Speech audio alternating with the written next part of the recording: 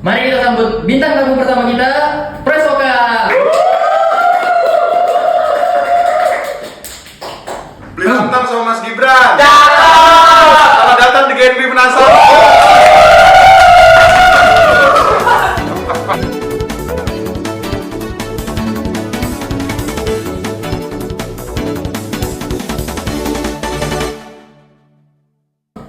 Perkenalan diri. Oke, Sobat Genbi, perkenalkan nama gue Oka, umur gue 22 tahun, alamat gue di Jalan Agung Raya 2, Lenteng Agung, Jakarta Selatan, Jagakarsa. Makanan favorit gue rendang, minum gue es teh manis, terus minum gue apa lagi? Udah. Oh, udah cukup ya? Udah, ya, Oke. kebanyakan itu. Siap. Kita masuk ke pertanyaan pertama ya. Oke. Nah, jadi kita bakalan ngebahas tentang konten kreator dan bagaimana lapangan kerja yang disediakan, terutama untuk teman-teman yang mahasiswa nih, cocok banget nih pembahasan kita pada podcast hari ini. Nah, menurut lu nih Kak, pendapat tentang lapangan pekerjaan di dunia media sosial itu apakah menjanjikan Kak untuk kita para mahasiswa? Menjanjikan banget lah. Jelas kalau itu menjanjikan banget, karena gimana ya, karena di era sekarang yang serba digital ya, konten kreator itu tentu sangat menjanjikan banget sih, karena kebanyakan orang pertama jadi konten kreator itu sebagai side job, tapi bakalan jadi main job ketika memang sudah settle atau followers sudah banyak, endorsement masuk, terus banyak duit, kebeli rumah, berangkat haji semuanya. Makanya konten kreator itu ngejanjiin banget sih. Udah, itu doang. Nah, terus itu kalau dari definisi konten kreator sendiri itu menurut lu tuh kayak gimana sih? Konten kreator itu kan sesimpel pembuat konten ya. Itu sesimpel pembuat konten. Cuman kalau misalnya kita telusuri lebih dalam lagi, konten kreator itu kan seseorang yang membuat konten yang membuat konten untuk memberikan informasi. Nah, informasi ini bisa berupa edukasi, bisa berupa hiburan, bisa berupa informasi atau apapun lah. Yang jelas seorang konten kreator itu bebas mau ngebuat konten yang berisi informasinya tentang apa. Jadi itu yang bakal jadi brandingnya dia ke depan sih, begitu. Betul sih ya, betul ya? Oke. Nah, nih. Next itu dari kita kan nih ngundang lu kan karena memang kita tahu Pres, kalau lu tuh pernah menjadi konten kreator itu sendiri. Bisa bagi-bagi pengalaman dulu nggak sebagai konten kreator tuh kayak gimana? Mungkin dari awal motivasi yang membuat lu tuh menjadi konten kreator itu apa sih? Untuk motivasi gue jadi konten kreator sebenarnya nggak ada niatan ya. Cuma mungkin hoki waktu itu saat Ospek UIN Jakarta ya, Ospek UIN Jakarta tahun 2022 kalau nggak salah deh. Itu sempat TikTok gue meledak karena mungkin isinya konten-konten yang memicu banyak pihak untuk netap di konten gue gitu, karena konten gue sangat informatif sekali, sangat saking informatifnya sampai banyak yang ngajak ribut gue di komen ya. Sombong banget.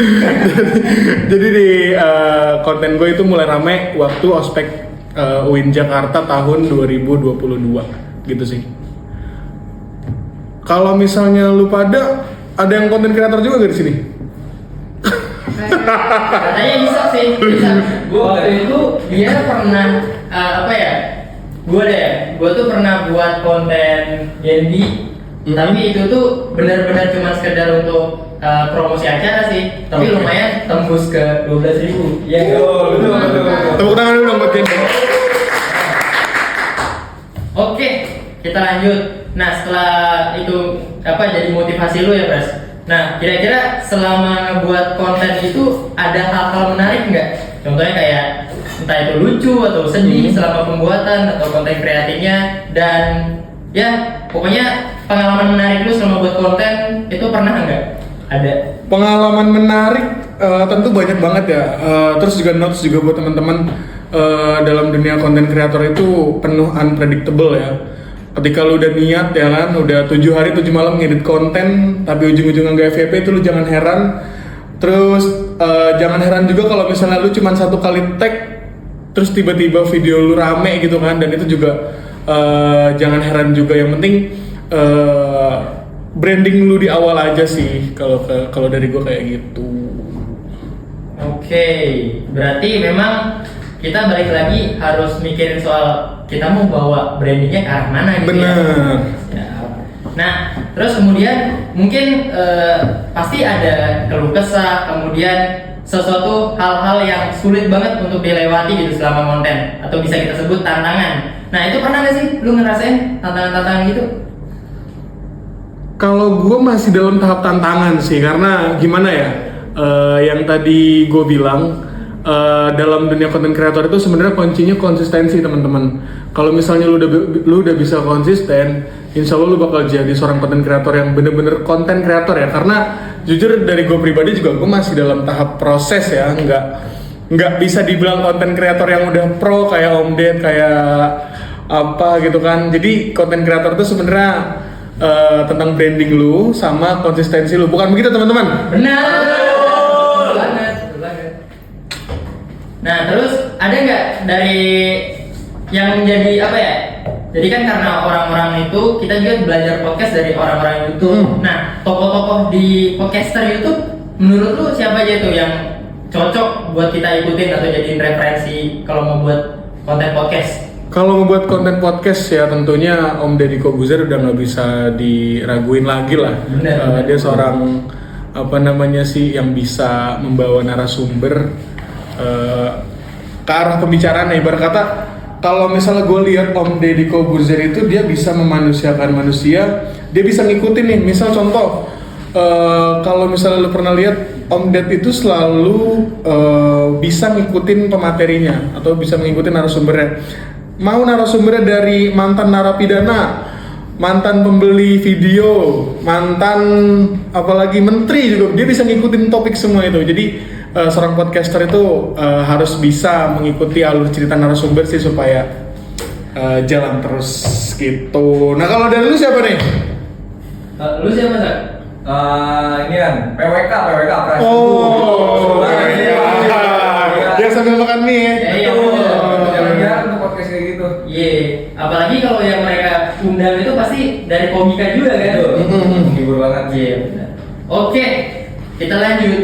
Nah, menurut lu apakah kehidupan sebagai konten kreator tuh mengganggu apa ya kayak kehidupan lu sebagai mahasiswa nggak? Jadi selama jadi konten itu konten kreator mengganggu kah dalam ikutin pembelajaran ataukah ngikutin kelas di kuliah? Gimana, Pres?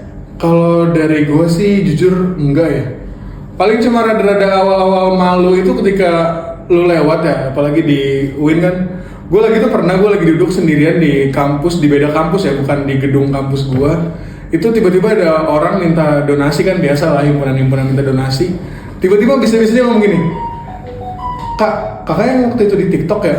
Lah, itu kan agak-agak malu ya. Jadi mungkin awal-awalnya malu-malunya di situ sih, dan memang jadinya ada orang minta sumbangan gitu, gue mau ngasih dikit kan nggak enak ya, karena dia udah tahu gue tiktokers ya. Jadi gitu enggak.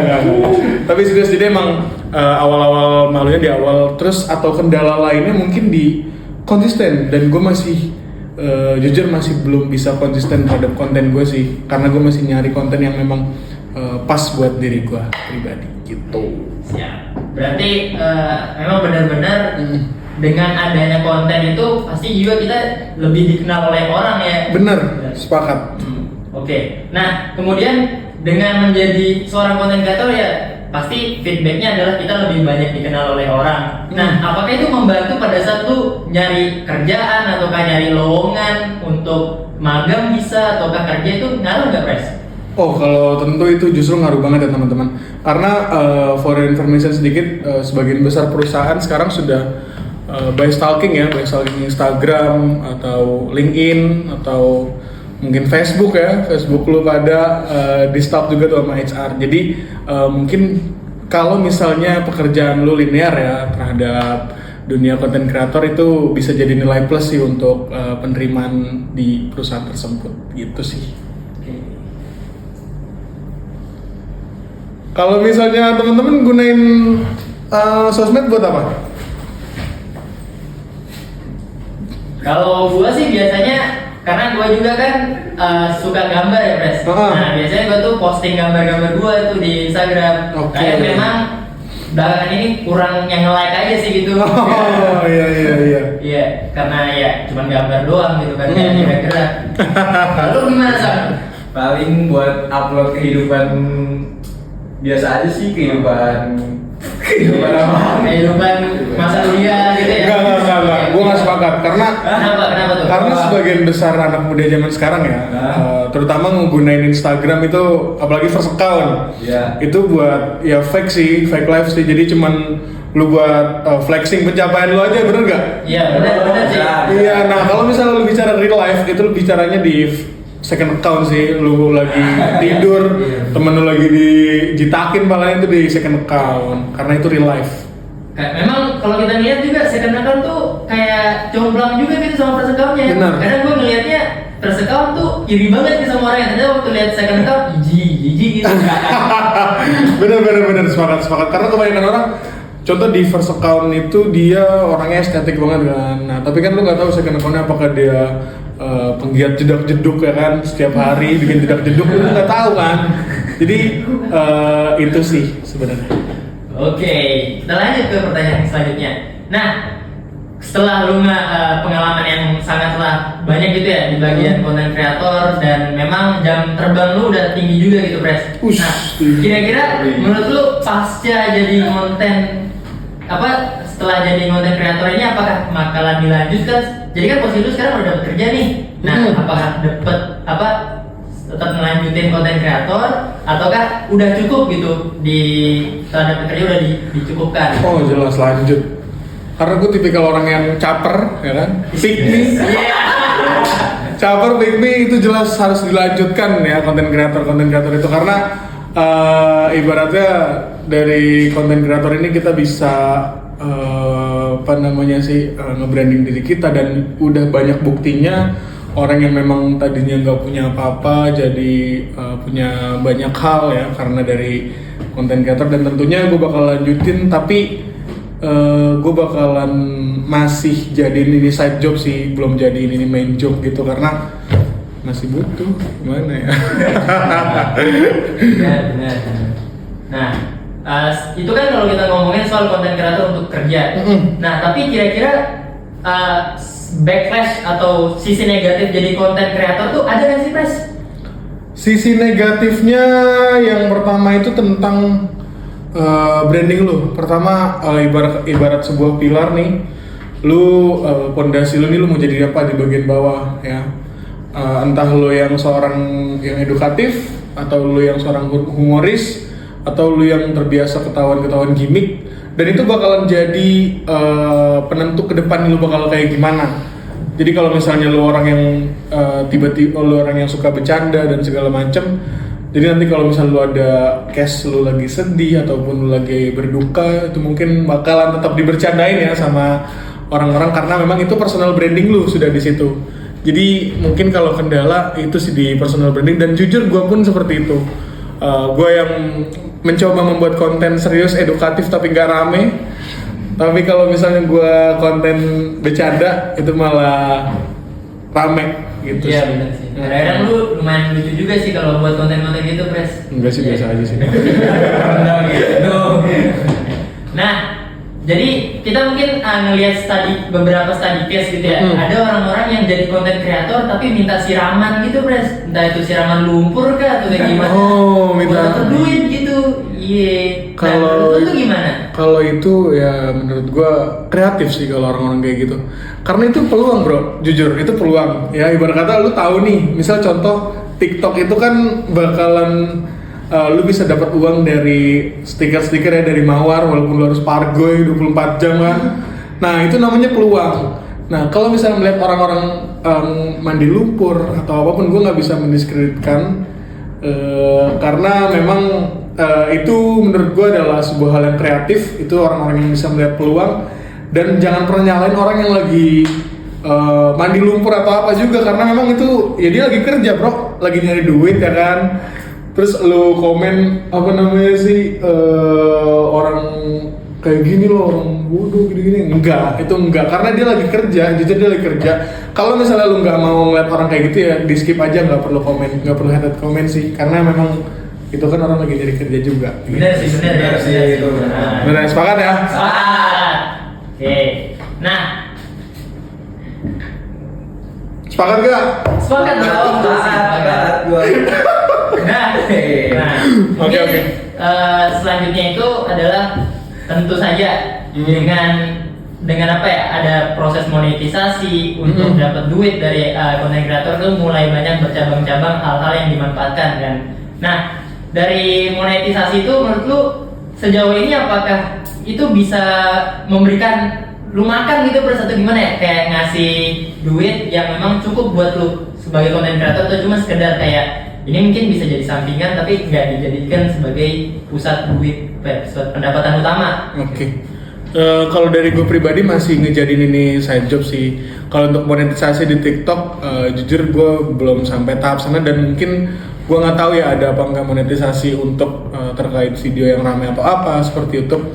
Tapi kalau sejauh ini puji syukurnya ada beberapa brand yang memang udah ada yang ngajak kerjasama untuk sekedar buat video tentang produknya dia atau apa, dan itu udah alhamdulillah sih sebagai side job karena memang kita cuman nge-branding produknya dia dan itu udah dapat juga ada tuh. Kalau dari lu gimana, Sam? Kenapa tuh? Dapat duit gitu? Pernah gak? Gak pernah lagi karena gue gak pernah ngupload sering press lokal kayak gini sih. Iya sih, benar. Sama sih gua, kayak cuman seru-seruan aja gitu ya gak sih? Betul. Oke. Nah, mungkin pertanyaan selanjutnya. Setelah ya sejauh ini tuh tentu saja kan ada orang-orang yang bilang personality di Instagram atau media sosial itu berbeda dengan real life gitu, Pres. Nah, kira-kira cara lu untuk membedakan gimana lu di depan kamera, kemudian gimana lu di real life, itu gimana caranya tuh? Kalau tadi kan itu bicaranya orang-orang ya. Kalau gue pribadi sih jujur enggak ya. Gue tetap jadi diri gue di Instagram. Siap. Karena lu bisa cek IG gue itu bionya cuman hai, atau di TikTok gue juga hai juga. Karena gue orangnya sebecanda itu, gue nggak bisa serius orangnya. Gue nggak bisa yang kalau ngepost Instagram tuh kayak cewek-cewek zaman sekarang. Itu kalau ngepost Instagram ngeditnya bisa 4 jam sendiri. Buat ngatur pencahayaan segala macem, buat nyari lagu ya. Kalau gue kan enggak, kalau gue jepret langsung taruh foto, taruh lagu, jedak-jeduk dan itu kelar, urusan kelar. Gitu sih kalau dari gue. Jadi gue masalah personality gue di real life sama di sosmed itu hampir sama, paling cuman ya kita gunakan fitur highlight buat flexing lah, ya, gitu lah. Nah, kira-kira menurut lu gimana sih nih ngelihat orang-orang yang menilai seseorang tuh berdasarkan gimana di depan kamera gitu, Pres, dan nggak berdasarkan dia di real life. Kadang kan kita ngelihat, oh dia nih sombong banget di depan kamera, tapi ternyata aslinya tuh humble gitu. Menurut lu gimana? Kalau menurut gua itu udah jadi kewajaran ya, karena personality lu tergambar dari apa yang sudah lu post, apa yang udah lu buat di video ya. Jadi kalau itu udah sebuah kewajaran banget karena memang personality lu di real life sama di sosmed beda. Begitu. Jadi untuk tanggapan gua ya itu udah sebuah kewajaran banget sih. Nah, kalau dari penonton gimana? Sebetulnya sih kalau dari gua sih kepingin membuat personality itu agak judes, dingin ya. Dingin. Cowok cool gitu. Oh, ya, cowok cool. Cuman ya belakangan ini gua kan ngelihat Kak Sibinar tuh, banyak kan dia dibenci sama masyarakat. Jadi gua kayak ya udah kayaknya jangan dulu deh jadi cowok cool gitu nggak sih? Karena kita harus jadi humble gitu sih. Iya. Bagi-bagi donasi gitu kan. Nah, mungkin itu ya untuk pertanyaan yang apa sebagai pertanyaan sebelum kita menutupnya. Dan yang terakhir tuh mungkin gini, Pres. Kira-kira lu ada pesan nggak buat mahasiswa-mahasiswa terutama yang mungkin maba gitu ya, yang mau nyoba untuk konten tapi entah dari tujuannya itu apa, bolehkah dia flexing kah atau kan promosi jualannya kah, terserah. Kira-kira lu ada pesan atau apa ya, pesan moral gitu untuk mereka, dan tips juga boleh sih. Oke, yang pertama untuk kalian bocil-bocil, sorry, nanti dikat aja ya. Siap. Sorry, spontan. Oke, jadi buat teman-teman mahasiswa, yang harus lo catat adalah setiap orang yang menggunakan sosmed, Instagram, Facebook, atau WhatsApp. Kalau misalnya lo mau konten, tentuin lu mau konten apa, lu mau jadi seorang content creator yang bagaimana, seorang humoris kah atau edukatif kah, itu lu tentuin dari awal. Dan kuncinya adalah konsistensi. Jadi ya ini sama-sama menasihati lah, untuk menasihati diri sendiri. Jadi harapannya semoga kita semua jadi content creator yang sukses.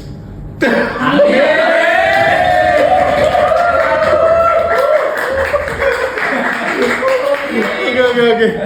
Kalau gitu mungkin ini sebagai pertanyaan penutup juga untuk sesi podcast Bisa Genbi Penasaran kita pada hari ini. Terima kasih banyak Presoka sudah menjadi bintang tamu Bisa, dan semoga apapun yang Presoka berikan tuh dapat kita terima dan jadikan sebagai suatu pesan yang untuk kita ingat terus selalu. Amin. Oke, kalau gitu terima kasih banyak Presoka, kurang lebihnya mohon maaf. Sekian dan terima kasih.